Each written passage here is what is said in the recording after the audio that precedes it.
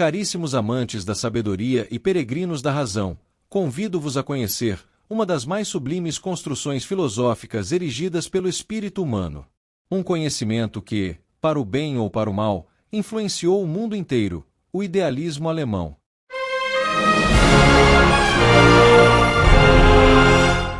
Tenha em mente que todas as correntes filosóficas encontraram seus opositores e seguidores. Todas desenvolveram um caminho que busca a verdade. Nesta jornada, não caminharemos por trilhas ordinárias, mas sim por sendas profundas, onde a razão busca compreender a si mesma e o mundo a partir da atividade do sujeito pensante. Eis aqui uma revolução silenciosa e, ao mesmo tempo, retumbante, não com espadas ou canhões, mas com ideias que moldaram as fundações do saber moderno. Cabe a você conhecer essas e outras ideias, outras correntes e por fim criar suas próprias conclusões da verdade. No alvorecer do século XIX, em meio aos ecos da Revolução Francesa e às transformações vertiginosas do mundo europeu, um grupo de pensadores germânicos ousou erguer um novo edifício filosófico. Esses homens não queriam apenas explicar o real, queriam compreendê-lo em sua totalidade, unificando a ciência, a ética, a arte, a política e o espírito sob uma mesma arquitetura do pensamento. E assim nasceu o idealismo alemão, uma tentativa de alcançar o absoluto por meio da razão. Mas, para compreender essa escola filosófica, devemos recuar um pouco no tempo e reconhecer que tudo começou com um homem de vida modesta, rotinas rigorosamente pontuais e uma mente verdadeiramente colossal, Immanuel Kant. De sua obra fundacional, A Crítica da Razão Pura, brotou a centelha que inflamaria um novo movimento. Kant rompeu com os dogmas metafísicos de outrora e reformulou o próprio modo de pensar a experiência, instaurando o que chamou de Revolução Copernicana da Filosofia. Caso você queira ler os textos que fundamentaram essa análise, e eu recomendo que leia, vou deixar a lista com os links no primeiro comentário fixado e no final da descrição do vídeo. A partir de Kant, surgiram vozes que buscaram levar suas ideias às últimas consequências. Fichte, com sua exaltação do eu absoluto, Schelling, com sua filosofia da natureza que se eleva à liberdade, e Hegel, com seu sistema dialético que vê a história como desdobramento do espírito rumo à autoconsciência plena. Estes foram os grandes arquitetos do idealismo alemão, cada qual acrescentando uma pedra angular ao edifício do saber. Mas que não se pense tratar-se apenas de um exercício acadêmico ou de um mero jogo de conceitos abstratos.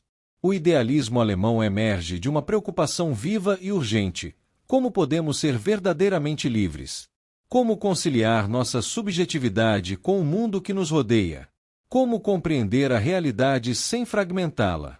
Em tempos de crises sociais, políticas e espirituais, os idealistas buscaram o que há de mais nobre na razão, seu poder de reunir, iluminar e reconciliar.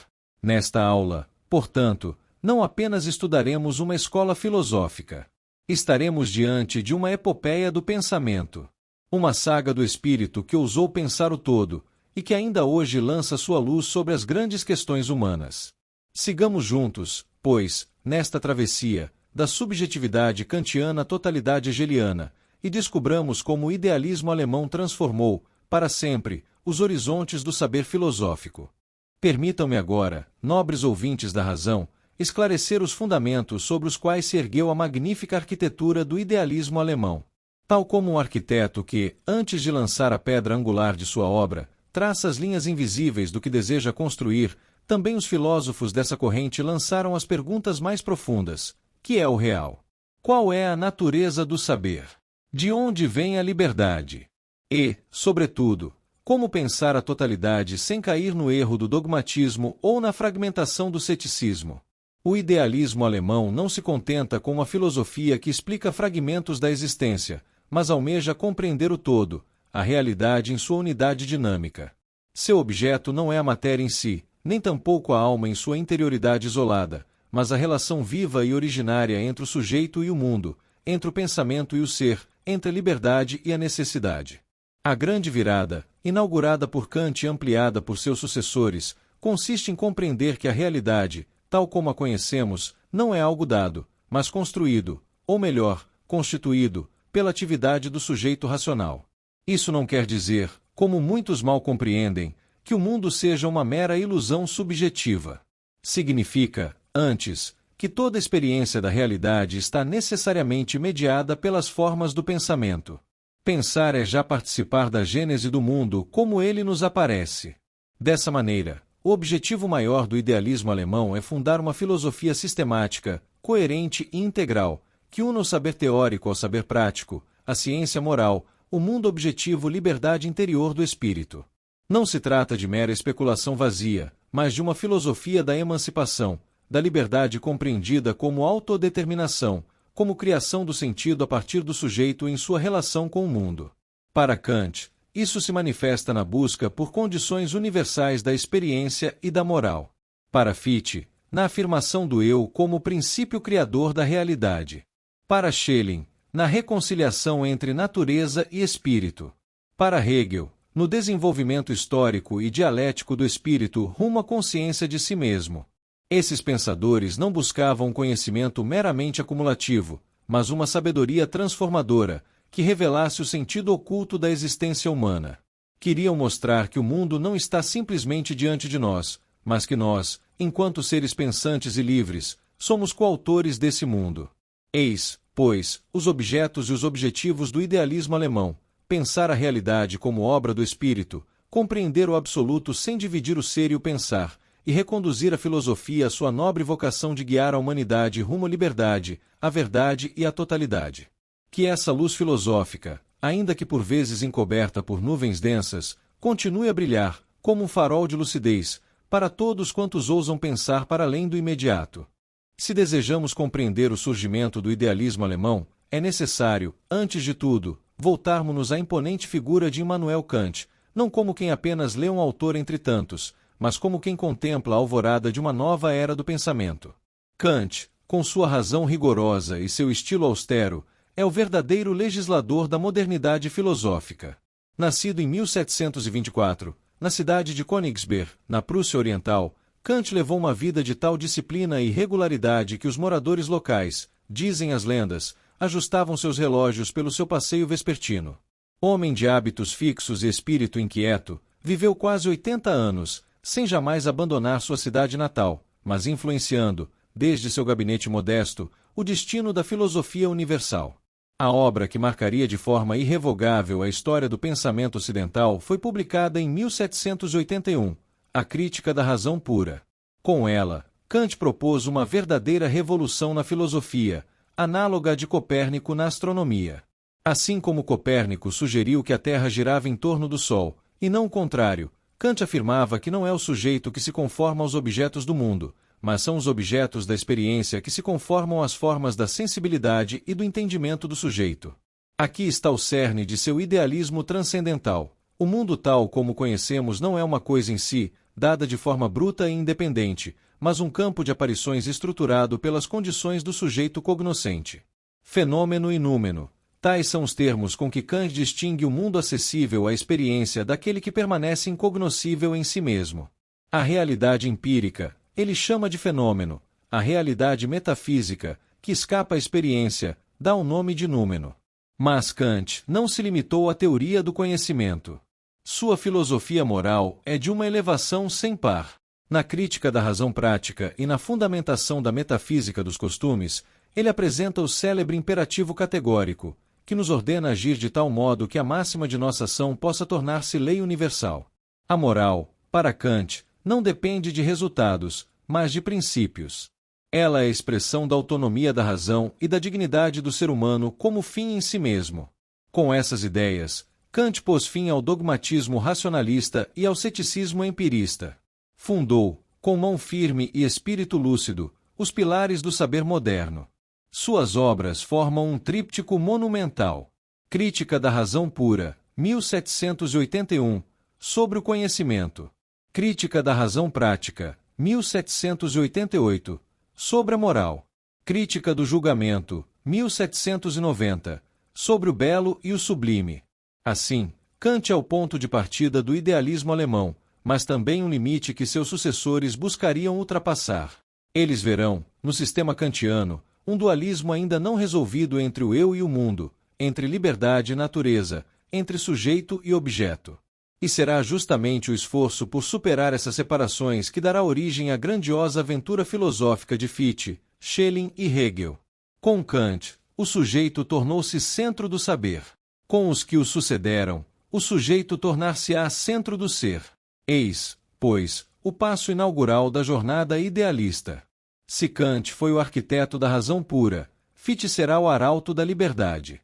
Com ele, o idealismo alemão dá um passo audacioso e radical. O sujeito, outrora contemplador do mundo, torna-se agora o fundamento criador da própria realidade. Para Fichte, pensar não é refletir sobre algo externo, é agir. E o eu, ao pensar-se, não descobre o mundo, cria-o. Nascido em 1762, na humilde região da Saxonia, Johann Gottlieb Fichte foi um homem de origem modesta, de caráter inflamado e espírito inquebrantável. Após estudar teologia, conheceu as ideias de Kant, tomado por um entusiasmo quase religioso, mergulhou nos abismos da filosofia transcendental. Foi a publicação de seu pequeno mas poderoso ensaio para uma crítica de toda a revelação que lhe trouxe fama imediata, a ponto de ter sido inicialmente atribuído ao próprio Kant. Mas seu legado não está na imitação, e sim na superação. Na sua obra monumental, a Wissenschaftslehre, literalmente, Doutrina da Ciência, Fichte propõe uma filosofia cujo ponto de partida é o eu absoluto, que se autopõe por um ato originário de consciência. Tudo o que existe, mundo, natureza, alteridade, é derivado dessa atividade primeira, uma espécie de pulsação ontológica do sujeito. Fichte parte de 3 princípios. O eu se põe a si mesmo. O eu opõe ao eu um não-eu. O eu limita o não-eu em favor do eu. Estes 3 movimentos formam a base da realidade. O eu cria a si mesmo, cria a oposição, e busca reconciliar-se com essa alteridade, no eterno esforço de superação. Aqui já vislumbramos a dialética, que será desenvolvida mais tarde por Hegel. Para Fichte, a filosofia é uma ciência da liberdade. A realidade não está lá fora como algo dado, ela é produto da atividade espiritual do sujeito livre. A natureza é resistência ao eu, um obstáculo necessário para o exercício da liberdade. O mundo, portanto, não é um lugar de passividade, mas um campo de ação moral. A liberdade não é uma ideia, é a substância do ser. Nesse espírito, Fichte coloca a ética no centro de sua filosofia. Conhecer é um dever, existir é ser livre, agir é ser racional. E o filósofo é o legislador da liberdade. Por isso mesmo, suas aulas em Jena inflamaram toda uma geração e causaram escândalo entre os conservadores. A ousadia de suas ideias custar-lhe-ia a cátedra, mas não a alma, jamais renunciou à integridade de seu pensamento. Fichte também teve influência marcante na política e na pedagogia. Seus discursos à nação alemã, proferidos durante a ocupação napoleônica, são um hino à resistência cultural e à formação espiritual do povo. Ele via a educação como o caminho da autonomia e da dignidade humana. Contudo, não foi sem críticas. Sua radical subjetivação da realidade foi acusada de solipsismo, e sua rigidez teórica levou a rupturas com Schelling e, mais tarde, Hegel. Mas Fichte, mesmo diante da incompreensão e do exílio filosófico, jamais deixou de clamar: agir é o verdadeiro ser. Eis, pois, o filósofo que elevou o eu à condição de princípio absoluto, e que compreendeu a filosofia como um ato de afirmação da liberdade. Em sua pena ardente e pensamento militante, encontramos o espírito heróico do idealismo alemão em sua forma mais combativa e ética.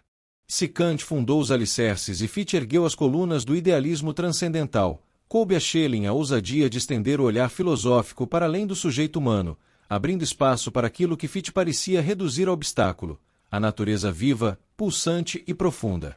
Friedrich Wilhelm Joseph Schelling, nascido em 1775 no seio de uma família culta, foi um prodígio precoce.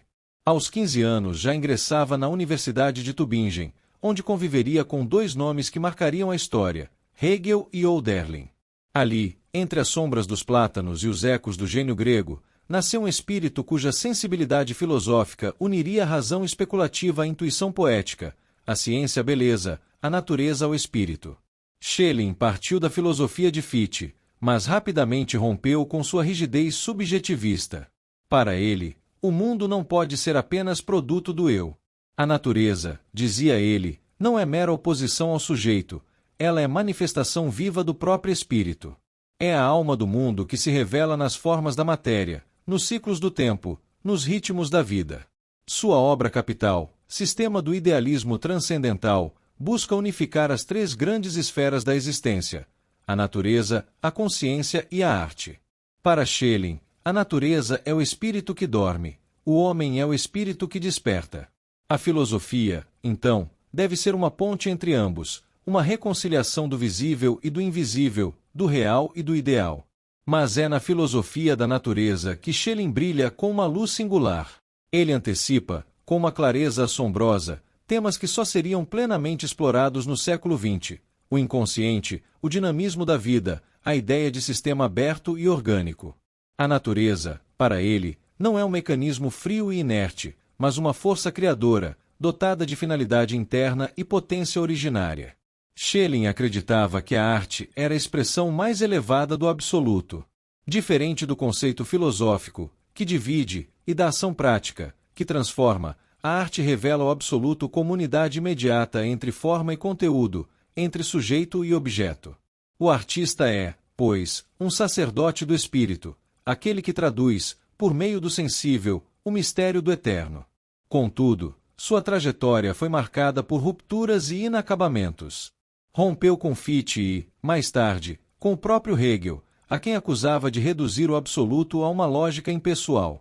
Schelling passou então a aprofundar uma filosofia da revelação, próxima da teologia, buscando compreender o fundamento do ser antes da razão, o indizível, o abissal, o que escapa à luz da consciência. Filósofo das transições, Schelling é ponte entre o idealismo e o romantismo, entre o sistema e o mistério, entre a clareza e o abismo. Sua filosofia influenciou profundamente poetas, pensadores da natureza, místicos e existencialistas. Eis, portanto, um pensador que nos convida a sentir o absoluto antes de compreendê-lo, a ouvir a voz silenciosa da natureza, e a perceber que, talvez, o espírito que buscamos fora está também no vento, na árvore, na pedra, no próprio sopro da existência. Tendo trilhado as sendas dos grandes mestres, Kant, Fichte, Schelling e Hegel, voltemo-nos agora para aqueles que, embora não ocupem o panteão principal do idealismo alemão, foram tocados por sua luz, ampliaram suas fronteiras ou deram-lhe novas inflexões. São pensadores, poetas e místicos que ressoam as ideias idealistas, adaptando-as aos horizontes da fé, da poesia, do inconsciente, da história e da linguagem. Comecemos com Friedrich Schleiermacher, de 1768 a 1834, figura de ponte entre o idealismo e a teologia moderna. Homem de espírito conciliador, buscou unir o sentimento religioso à filosofia crítica. Em sua obra sobre religião, Discursos aos seus desprezadores cultos, Schleiermacher concebe a religião não como dogma, mas como experiência viva e imediata do infinito, antecipando uma teologia do coração, aberta ao mistério. Sua hermenêutica filosófica influenciará profundamente os estudos sobre interpretação, linguagem e cultura. Outro nome digno de lembrança é Carl Wilhelm Friedrich Schlegel, de 1772 a 1829, expoente do idealismo romântico. Ao lado de seu irmão August Wilhelm, foi fundador da revista Athenaeum, centro irradiador de ideias que fundiram filosofia, arte e poesia. Para Schlegel, a razão sozinha não basta. É preciso dar lugar à imaginação criadora, à ironia, ao fragmento. A filosofia deve ser também uma forma de poesia, uma construção aberta, inacabada, como o próprio espírito humano. Nesta mesma direção, resplandece a figura poética de Novalis, Friedrich von Hardenberg, de 1772 a 1801. Poeta-filósofo por excelência, Novalis via no pensamento idealista o prenúncio de um retorno ao sagrado. Sua obra Hinos à Noite é um canto à união entre finito e infinito, razão e mistério, luz e trevas. Para ele, o mundo visível é símbolo, e o pensamento é um processo de romantização da realidade, isto é, de transfiguração do comum pelo sublime. Por fim, mencionemos Eduard von Hartmann, de 1842 a 1906, já no fim do século XIX, que tenta unir o idealismo alemão com a nascente psicologia do inconsciente. Sua obra Filosofia do Inconsciente busca compreender as estruturas irracionais que sustentam a razão, uma antecipação da psicanálise, que inspirará Freud, Jung e outros. Esses nomes, por vezes silenciados pelas figuras mais robustas do sistema, representam vertentes complementares, poéticas, intuitivas e espirituais do idealismo alemão. Em comum, todos creram na potência do espírito humano, seja como criador de sistemas, seja como sonhador do absoluto. É por meio deles que o idealismo se espraia para além da filosofia sistemática e toca a religião, a arte, a linguagem, o amor, a literatura, mostrando-se não apenas como um corpo doutrinário, mas como uma atitude existencial diante da realidade. Assim, ao ampliar o campo do olhar para essas figuras, reconhecemos que o idealismo alemão não é uma torre de marfim isolada, mas um campo magnético, um movimento de espírito que inspira múltiplas formas de criação e reflexão. Nenhuma escola filosófica verdadeiramente viva se encerra em si mesma. Aquilo que nasce do espírito e se ergue como sistema, inevitavelmente gera perguntas, reações, herdeiros e adversários. O idealismo alemão, em sua vastidão, não foi exceção. Gerou uma descendência multiforme, cuja diversidade revela tanto a fertilidade de suas ideias quanto os limites que suscitavam revisão. Comecemos com o mais vigoroso dos herdeiros críticos, Karl Marx, de 1818 a 1883. Marx foi, antes de tudo, um leitor apaixonado de Hegel. Em sua juventude, mergulhou na dialética hegeliana, especialmente em sua filosofia do Estado e da história. Contudo, recusou o caráter idealista da totalidade hegeliana e propôs uma inversão radical. Não é o espírito que determina a realidade, mas as condições materiais que moldam a consciência. Surge, assim, o materialismo histórico-dialético, uma transfiguração profunda do idealismo em instrumento de análise das estruturas econômicas, da luta de classes e da transformação social. De outro lado, encontramos o pensamento de Søren Kierkegaard, de 1813 a 1855, o pai do existencialismo cristão. Para ele, o sistema hegeliano era grandioso, mas frio, uma máquina lógica incapaz de tocar o drama íntimo da existência. Kierkegaard criticou o idealismo por ignorar o indivíduo concreto, com sua angústia, fé, escolha e desespero. Ele devolve à filosofia o peso existencial da subjetividade, reinaugurando o valor da experiência interior frente às abstrações da razão. Já Arthur Schopenhauer, de 1788 a 1860, embora formado sob a influência de Kant, rompe com o otimismo do idealismo sistemático. Em sua obra O Mundo como Vontade e Representação, vê o mundo não como expressão racional do espírito, mas como manifestação cega de uma vontade racional e insaciável.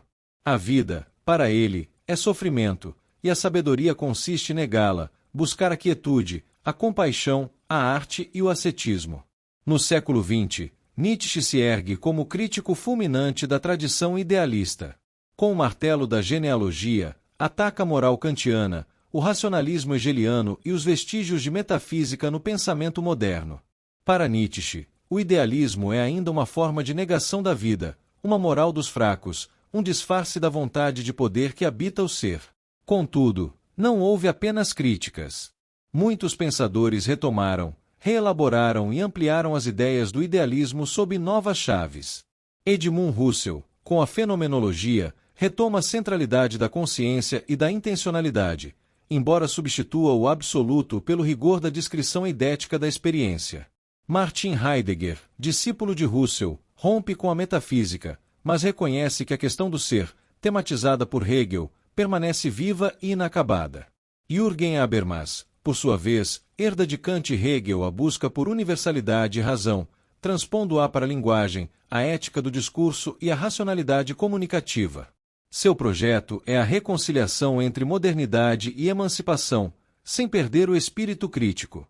E não esqueçamos Paul Ricoeur, Emmanuel Levinas, Charles Taylor e tantos outros que, ainda que distantes cronologicamente, de algum modo dialogam com o idealismo como horizonte ou herança.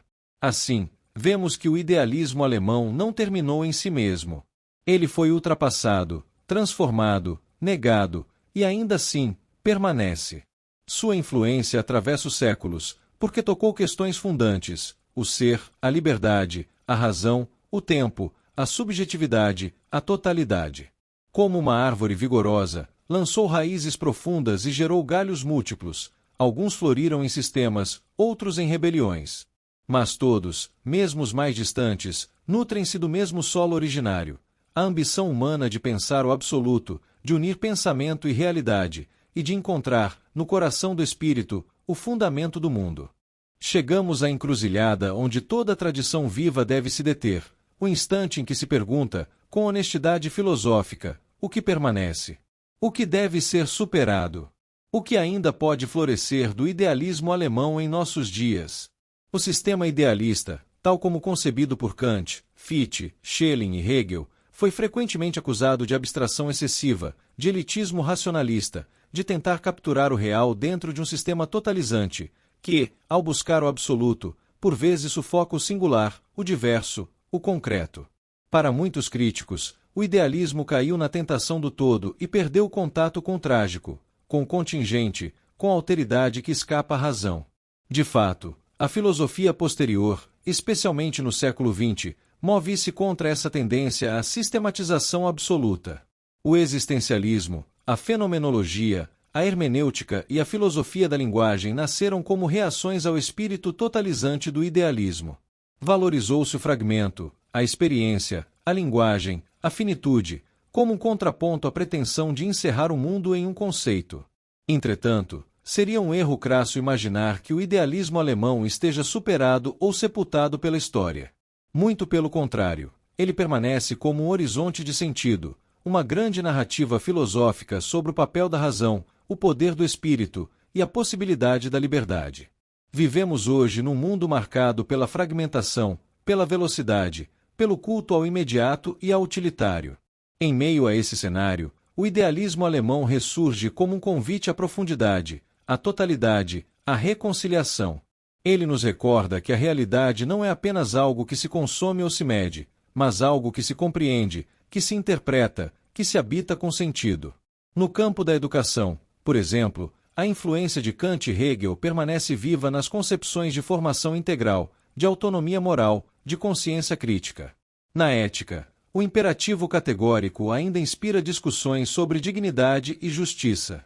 Na política, a noção hegeliana de liberdade como reconhecimento encontra ressonância nos debates sobre identidade, direitos e alteridade. Também na psicologia profunda, o idealismo ecoa. Schelling, com sua noção de inconsciente da natureza, antecipa questões que Freud e Jung desenvolveriam com outras roupagens. Na teologia, Schleiermacher e Hegel continuam a inspirar reflexões sobre o espírito, o sagrado e a linguagem da fé. E no plano existencial, o idealismo nos convida a pensar que a realidade não é algo simplesmente dado, mas algo que cocriamos com nosso pensamento, nossa ação e nossa consciência histórica. Ele nos desafia a não nos contentarmos com a aparência das coisas, mas a buscarmos o fundamento, a essência, o porquê, a razão profunda da existência.